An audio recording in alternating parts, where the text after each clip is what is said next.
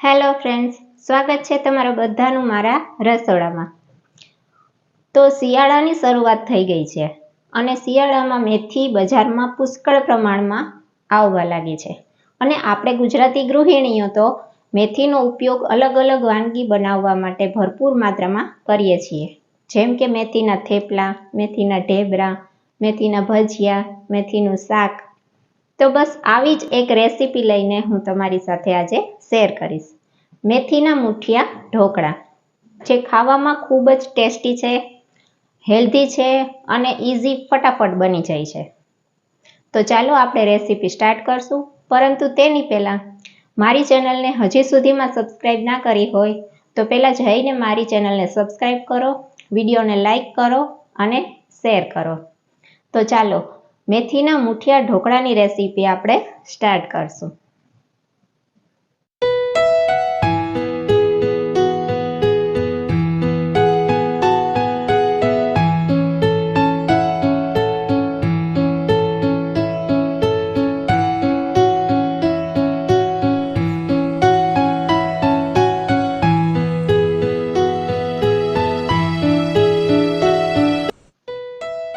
તો સૌપ્રથમ આપણે એક વાસણમાં મેથી લેશું। મેથી ધોઈ અને સરસ સૂકી કરી અને આવી રીતના ઝીણી ઝીણી સુધારી લેવાની છે।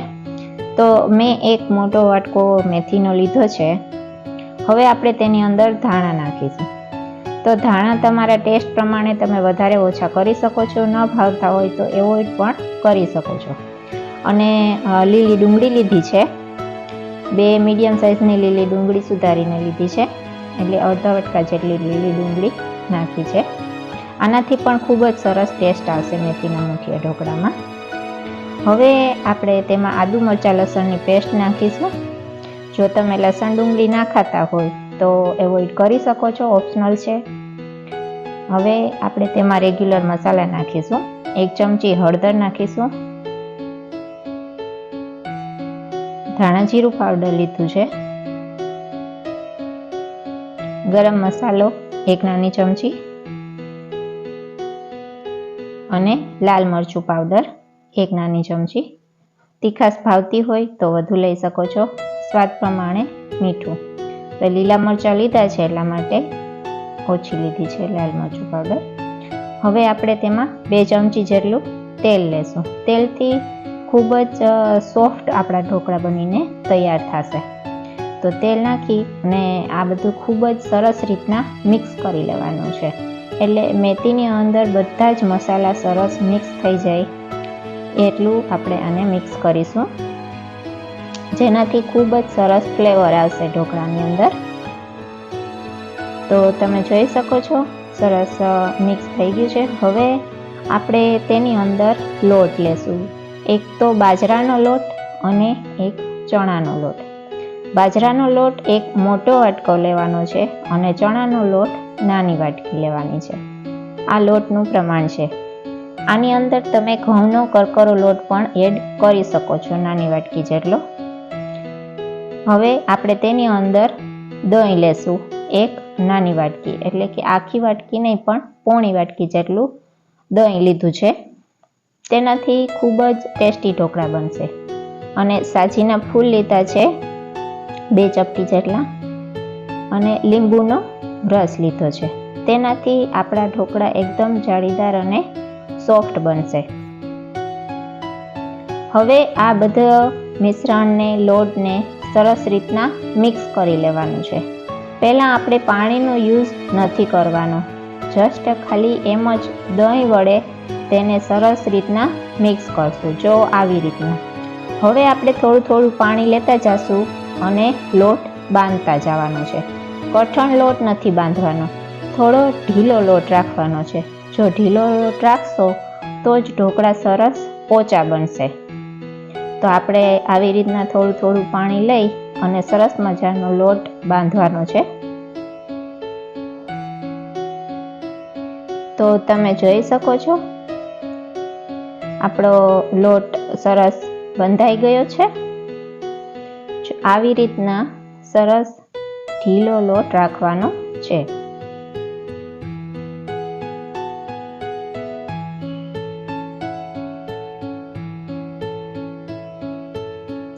હવે આપણે ઢોકળિયામાં પાણી લેશું અને તેની અંદર જાળીવાળી ડીશ રાખી અને તેની ઉપર આપણે તેલ સ્પ્રેડ કરશું, જેનાથી આપણા મુઠિયા ઢોકળા છે તે ડીશમાં ચોટે નહીં. એટલા માટે 1 ચમચી જેટલું તેલ લઈ અને તેને ડીશમાં સરસ રીતના આપણે સ્પ્રેડ કરી દેવાનું છે. હવે આપણો મુઠિયા ઢોકળાનો જે લોટ હતો તેના આપણે રોલ બનાવીશું. 2 હાથમાં થોડું તેલ લઈ અને થોડો લોટ લઈ અને આવી રીતના આપણે રોલ બનાવી અને ઢોકળિયામાં તેને સ્ટીમ કરવા માટે રાખવાના છે. તો બસ આવી રીતના કોઈ આમાં શેપનું કે સાઇઝનું કે એવું છે નહીં. તમે તમારી રીતના મુઠિયા ઢોકળા આવી રીતના રોલ કરીને વારી શકો છો. લાંબા રોલ થઈ શકે છે, નાના, ઝીણા, મોટા. તો બસ આ બધા જ આપણે લોટના મુઠિયા ઢોકળા વાળી અને આપણા સ્ટીમરમાં સ્ટીમ કરવા માટે રાખી દેશું. તો જોઈ શકો છો મારા મુઠિયા ઢોકળા સ્ટીમ કરવા માટે મેં રાખી દીધા છે. 15 થી 20 મિનિટની અંદર જ સ્ટીમ થઈ જાય છે. તો 15 થી 20 મિનિટ જેટલું થઈ ગયું છે. હવે આપણે તેને ચેક કરી લેશું કે ઢોકળા ચડી ગયા છે કે નહીં. તો સરસ મજાના મુઠિયા ઢોકળા બની ગયા છે. હવે આપણે તેને 10 મિનિટ માટે ઠંડા થવા માટે રાખી દેશું. જો ઠંડા થવા માટે ન રાખીએ તો આવી રીતના કટ કરશું ને ત્યારે તે તૂટી જશે, એટલા માટે. તો બસ તમે જોઈ શકો છો નાના નાના કટકામાં તેને કટ કરી લેવાના છે. તો આપણે બધા જ આવી રીતના મુઠિયા ઢોકળા છે તેને કટ કરશું. તો તમે જોઈ શકો છો કેટલા સોફ્ટ અને પોચા આપણા ઢોકળા બનીને તૈયાર થઈ ગયા છે. ખૂબ જ સોફ્ટ. બધા જ મુઠિયા ઢોકળાના આવી રીતના આપણે પીસ કરી લેશું.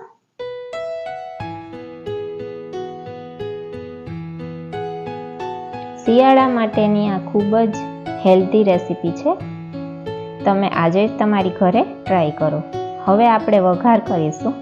તો તેના માટે એક ગરમ પેનમાં આપણે 2 થી 3 ચમચી જેટલું તેલ લેશું. તેમાં રાઈ નાખશું. રાઈ તતડી જાય એટલે તેની અંદર આપણે જીરું એડ કરીશું, આખું જીરું. હવે રાઈ અને જીરું નાખ્યા પછી તેની અંદર આપણે હિંગ નાખીશું, 1 ચપટી જેટલી. તો અડધી ચમચી જેટલી મેં હિંગ લીધી છે. પછી તેની અંદર આપણે સફેદ તલ એડ કરીશું. વઘારમાં સફેદ તલ નાખવાથી તેનો ટેસ્ટ ખૂબ જ સરસ આવે છે મુઠિયા ઢોકળામાં.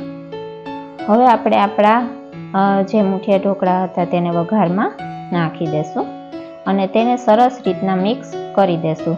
તો સરસ મજાના આપણા મુઠિયા ઢોકળા બનીને તૈયાર છે.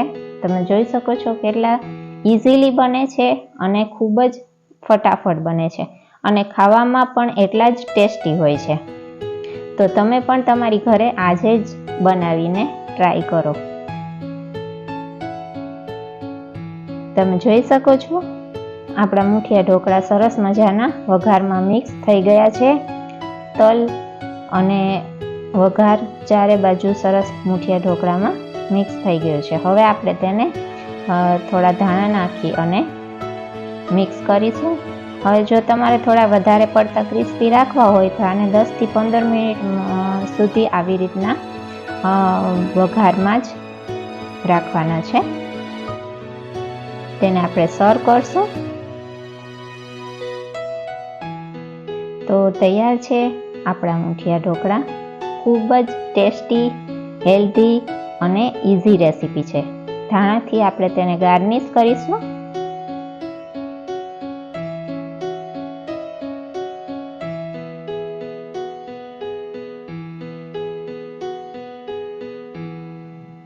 બસ તેને આપણે સર્વ કરીશું દહીંની જોડે.